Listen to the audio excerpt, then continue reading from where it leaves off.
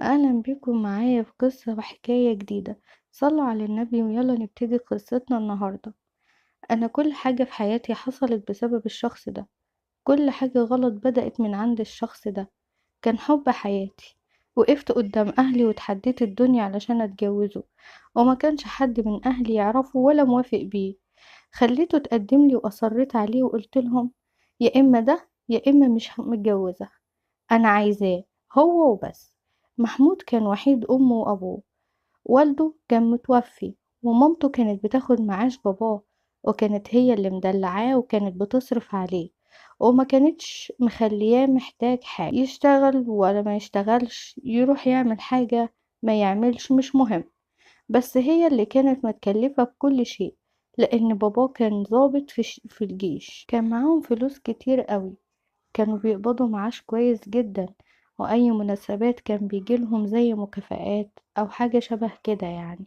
كان بالنسبة لي هو مش محتاج حاجة، بس بالنسبة لقدام أهلي فهو عاطل وما عندوش شغل معين ولا شغلانة محددة، يعني عايش كده بالبركة. وأنا قلت خلاص مش مهم عندي أي حاجة. حتى لما جه وتقدم لي كان قايل لهم إن احنا هنعيش مع مامته في الشقة، لأن مامته شقتها حلوة قوي وتمليك ومش ناقصها حاجة. فأنا قلت له إن أنا موافقة، رغم طبعا اعتراض أهلي، إنهم كانوا شايفين إن أنا لازم أستقل بحياتي.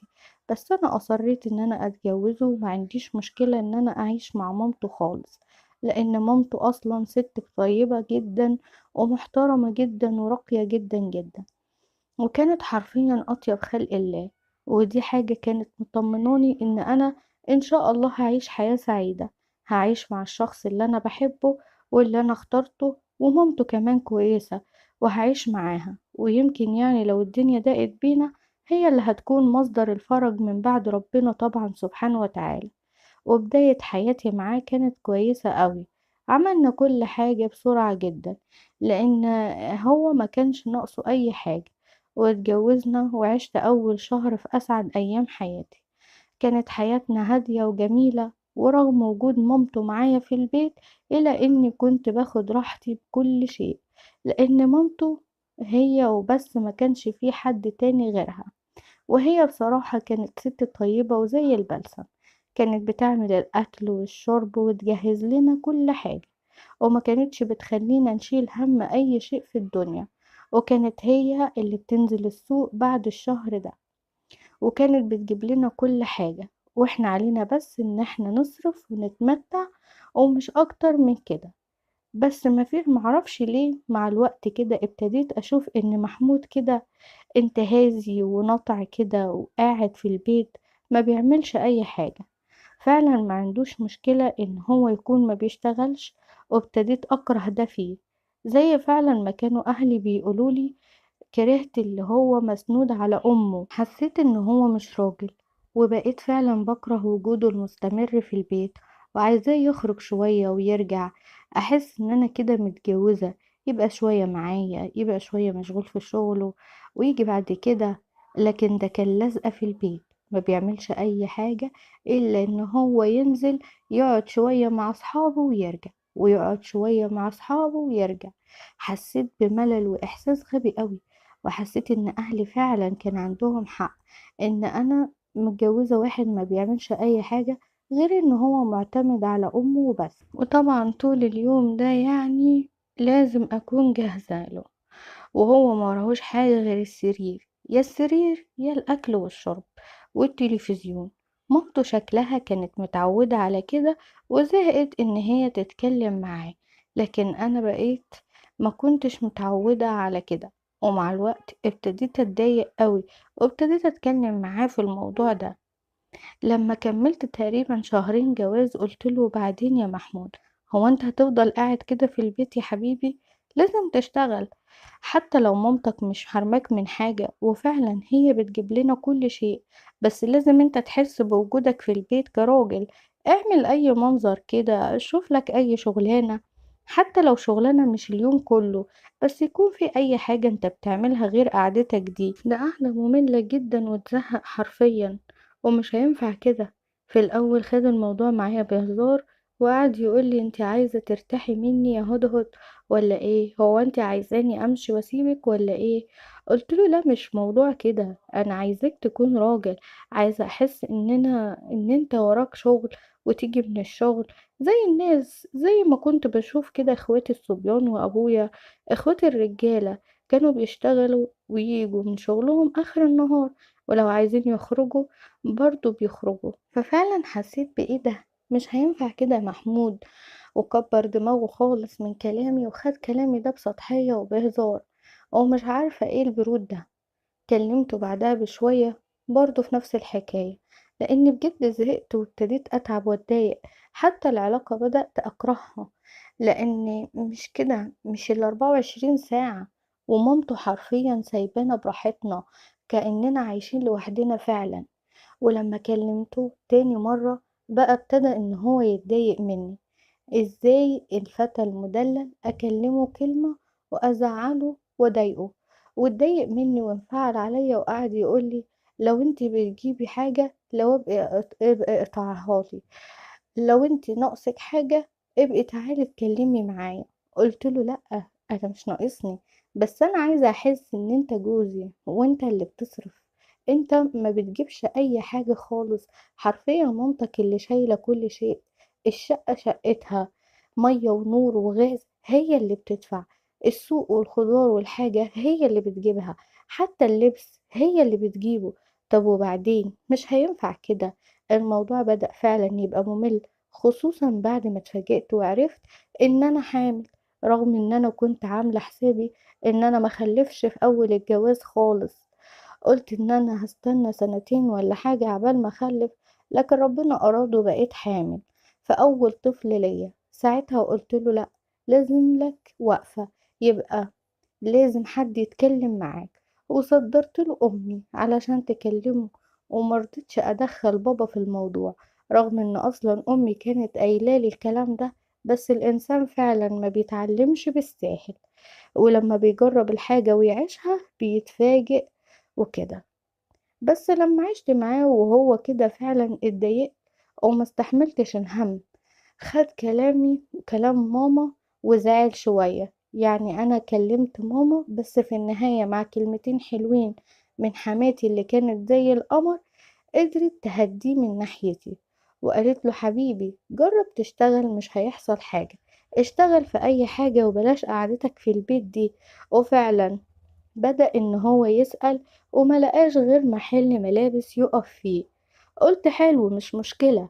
كان زي نظام ورديات، يعني ما بيقفلش خالص ولا معرفش ايه، المهم ان هو بيروح الشغل وبيبقى في البيت عندي الساعة 6. قلت حلو، مفيش مشكلة. واشتغل فعلا محمود وما كملش شهر وقعد في البيت تاني. وهكذا نفس الموال، نفس الحكاية ونفس القصة. وانا تعبت جدا منه. ويا ريتها جت على قد كده، يعني كل المشاكل اللي كانت قبل الموضوع ده كوم، واللي جاي كوم تاني خالص. مع قعدته طبعا محمود في البيت، وكل يوم بينزل بالليل شوية ويجي. معرفش مين من صحابه اللي علمه الحاجات دي. وفي يوم وليلة ابتديت أحس إن محمود متغير، حتى في العلاقة كان متغير، شكله بيبقى غريب، حوالين عينيه سودا مش طبيعي. هو محمود كان بيشرب سجاير وأحيانا كان بيشرب حشيش، وكنت بعديها وبقول مش مشكلة. بس لا، في حاجة تانية مختلفة. وابتديت أحس إن هو حلو كده، مش قادر يسيبه وما بيعرفش يقف. لما قعدت اتكلم معاه مرة وسألته هو انت تعبان؟ قال لي ليه؟ قلت له علشان انا حاساك متغير في كل حاجة، حتى في موضوع العلاقة. ما انت ازاي الاول؟ لو فيك حاجة او تعبان تعالى نكشف يا حبيبي. وبحس ان هو حلو ومش قادر يصلبه وما بيعرفش يقف. ولما قعدت اتكلم معاه مرة وسألته هو انت تعبان؟ قال لي ليه؟ قلت له علشان انا حاساك متغير في كل حاجة، حتى في موضوع العلاقة. ما انت زي الاول، لو فيك حاجة او تعبان تعالى نكشف يا حبيبي. وكلمت كمان حماتي في نفس الموضوع، والصراحة ما كنتش بخبي عنها حاجة. وقلت لها يا ماما انا حاسة ان محمود في حاجة غريبة. قالت لي انا كمان ملاحظة ده. ما خبتش عليها وقلت لها برضو ان هو في العلاقة ما بيعرفش يكمل الموضوع، بيعطل في النص. قلت لها كده وصرحتها، وساعتها برضو انا وهي قعدنا معاه وسألناه: انت تعبان؟ فيك حاجة حاسس بيها؟ يعني نروح نكشف او كده. برضو ما اخدناش منه اي عقاد نافع، وقال لنا ما تشغلوش بالكم بالموضوع ده، انا هبقى كويس. بس مع الوقت بدأت احس ان هو متغير قوي، ومش عارف يرجع لطبيعته في اي شيء. بيجي عليه اوقات بيكون قوي وعزيمته عالية كده، وبيبقى عنده طاقة، وبعد كده بيرقد ما بيبقاش قادر يتحرك ولا يعمل حاجة، ولا يقوم ولا يعمل القرف اللي كان بيعمله معايا، ولا بقى موجود في أي حاجة. حتى في كلامه وصوته بقى قوي في مرحلة معينة، لحد ما في مرة من المرات شفت معاه حاجة شبه التذكرة كده. ولما سألته ايه ده، قالي دي حاجة بتعمل دماغ. قلتله يعني ايه؟ يعني ايه حاجة بتعمل دماغ؟ قال لي يعني ما انتش عارفاها. اتصدمت وقتها ان انا جوزي بيشرب مخدرات. يا نهار اسود ومنيل، بودرة؟ ازاي كده؟ وايه اللي خلاك تعرف حاجة شبه دي وانت مش محتاج لها في شيء؟ وفضلت اقرره يعني. مين اللي خلاه يشرب؟ من صحابه. بس ما قاليش، وقعدت طول الليل في اسود ليلة عليا، وقعدت ادي على اللي عرفه الحاجات دي وعلمها له، واللي خلاه يجربها اصلا. وقعدت الوم فيه واقول له: يا محمود، هو انت مش عارف ان الحاجات دي بالذات لما بتدخل الجسم وتضره؟ يعني الحشيش ما بيكونش فيه ادمان مهما كان، ومش بيخليك عامل كده. وفين وفين لما بتشربه تفاريح مش مشكلة. لكن الحاجة دي والبرشام والمخدرات واي حاجة من الكيماويات دي لما بتخش الجسم فعلا بتدمره، وما بتقدرش انت تبطله. وانت ليه تعمل فينا كده؟ طبعا هو ما كانش عنده اي رد لكلامي، ولا كان بيعبرني بأي حاجة، ولا كان بيرد عليا بولا كلمة. وعدينا فترة كده، وطبعا مش عايزة اقول لكم الفترة دي كانت وحشة ازاي في كل حاجة. بقى طول اول ما ياخد التذكرة بيبقى مزاجه رايق، وبيبقى قوي، وبيبقى حلو، وبيبقى طالب معاه هزار وضحك واكل وكل حاجة حلوة. وبعد شوية صغيرين بيبتدي ان هو يكون حيله مهدود ومش قادر يتحرك. وحلني بقى علشان يفوق لازم ياخد الحاجات دي طبعا، وهو ما بيشتغلش، ومامته اللي تقريبا شايلة كل حاجة. محمود اتغير 360 درجة بعدها. سيبك بقى من اللي هو ما كانش اشتغل واللي هو كان عاطل وكان قاعد في البيت، بس ما كانش بيعمل الحاجات دي. وابتدى ان هو ياخد حاجات من البيت يتسرب ويبيعها. وطبعا انا كنت ببقى عارفة، بس مش قادرة اتكلم علشان مامته ما بقتش عارفة اعمل ايه واحل المشكلة دي ازاي. وطبعا ماليش عين خالص ان انا اتكلم مع اهلي في حاجة زي دي. وفضلت متكتمة على الموضوع ده وساكتة، لحد ما بعد كده كل فترة كان محمود بيبان عليه اكتر، ومامته بدأت تلاحظه ان في حاجات بتنقص من البيت. متخيلين؟ كان بياخد ملايات السرير ويبيعها، كان بياخد فوط، كان بياخد حاجات من النيش، لحد ما فجأة ان بدأت تحس ان فعلا ان الحاجات بتاعتي بدأت تنقص وبشكل ملحوظ. ومامته لما وقفت قدام النيش اخدت بالها ان في حاجات ناقصة، وهي عارفة ان انا ولا بروح ولا باجي ولا بدي حاجة لحد. وابتدت تسألني: جاوبيني وعرفيني يا هدى، الحاجات دي بتروح فين؟ ووقتها قلت لها وصرحت لها ان ابنها محمود بياخد الحاجات دي وبيبيعها بسبب التذكرة. الست انهارت، وفعلا حرفيا كانت بتعيط بدل الدموع دم، وكانت بتصلي وتدعيله ان ربنا يهديه، وما كانتش عارفة برضو تعمل ايه. انا وهي اتفقنا ان احنا هندخله مصحة علشان يتعالج، وعرضنا عليه الامر بس هو رافض. واللي اكتر من كده بقى اللي حصل بعد كده برضو كان اكتر من اللي فات. معرفش ازاي وليه، وعامل معايا كده ازاي. بجد لغاية دلوقتي مش عارفة. بس اللي حصل ان انا لما قعدت اتكلم معاه واقول له انا عايزاك تروح مصحة، قعد يقول لي: اسكت يا خايبة، انت ما تعرفيش دماغها بتبقى عاملة ازاي، دي دماغها حلوة قوي. قلت له: دماغها حلوة ايه؟ ساعة اتنين تلاتة بس ما بتشوفش نفسك بعدها بتبقى عامل ازاي، ولا فيك حيل ولا فيك نفس ولا اي حاجة، عامل زي فعلا الجثة. قال لي بس جربي معايا وانت هتعرفي اللي انا بقوله لك ده ايه. وطبعا انا رفضت في الاول ورفضت، وبعد كده كنت مخنوقة وزهقانة وتعبانة وقرفانة من الحياة اللي انا بقيت عايشة فيها، والدوامة اللي ما بتخلص، والمشاكل اللي كل يوم بتكبر من اللي بقابلها من اللي قبلها. كنت بحالة نفسية ومودي وحش قوي، وساعتها هو جه وعرض عليا برضو تاني، وكان عايزني يعني ان احنا نقعد مع بعض. وقتها كان لسه شارب ومعرفش ايه، في ثواني ازاي اقنعني.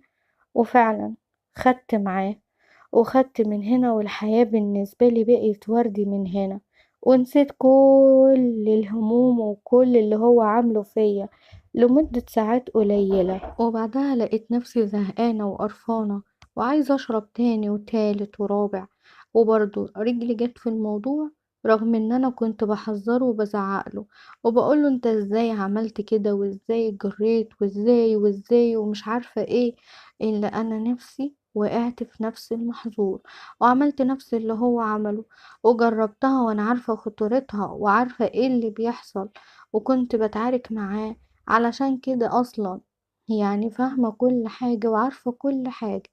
لكن كانت ساعة شيطان معرفش ازاي سيطرت عليا، وبدل ما كان محمود لوحده في الدوامة دي بقيت انا كمان وهو. وحياتنا زي بتوع الليل دول، زي تجار المخدرات، زي بتوع الكبريهات. معرفش كانت حياتنا بقى ابتدت تبقى مقرفة. نشرب نبقوا حلوين وكويسين وبنهزر ونضحك، وبعدها ما نقدرش نتحرك ونفضل نايمين ومهمومين وتعبانين، ما بنرتاحش غير لما نشرب. وكنا بنعمل اي حاجة علشان نجيب التذكرة ونشربها. ومامته مامة محمود ابتدت ان هي تنهار، وغصب عنها كانت ساعات هي اللي بتدينا الفلوس، لحد ما خلاص لقت نفسها وصلت لحظة سد لحيطة سد، عايزة تساعدنا ومش قادرة. وبدل خيبة محمود بقيت أنا قدامها. الست كانت عايشة وسطينا مكسورة وحزينة ومش قادرة تعمل حاجة، بتتفرج علينا واحنا بنضيع من ايديها. وكانت حرفيا بتدي ساعات محمود فلوس من كتر ما بنكون تعبانين. لكن طبعا هي هتسد على ايه ولا ايه؟ كل ده كان بيحصل. وكنا كمان بنبيع حاجات من البيت لحد ما حرفيا كنا نايمين على مرتبة على الأرض. كل حاجة كنا بنبيعها، رغم ان الحاجات دي كانت بتاعتها، بتاعت أم محمود. محمود عاش حياته كلها عمره ما نقصت من بيتهم حاجة، لكن بعد ما دخل في القصة دي والحتة دي حرفيا كان بيحاول يجيب فلوس من الهوا، من تحت الأرض. لو ما كانش معاه فلوس ولا أمه ادته كان بيعمل أي شيء، وأنا كمان كنت بعمل كده معاه. لما بقيت أشرب أنا كمان، ووسط كل ده كنت بحمل وأخلف عادي جدا، وطبعا أحمل وأخلف تاني وفي دوامة، ولا أنا حاسة بحاجة ولا أنا عارفة أنا بعمل إيه ولا مركزة في حياتي. وكنت حرفيا اللي شايلة كل حاجة هي حماتي أم محمود. أنا ما كنتش أعرف أي حاجة عن ولادي غير إن أنا أحبل وأولد أحبل وأولد، وهي اللي كانت بتعمل كل حاجة. وطبعا مع الوقت كان شكلنا باين عليه قدام أي حد قريب مننا، أهلي. وبقيت بنزل وأطلع كتير غير الأول، كنت قاعدة وكأنه في بيتي.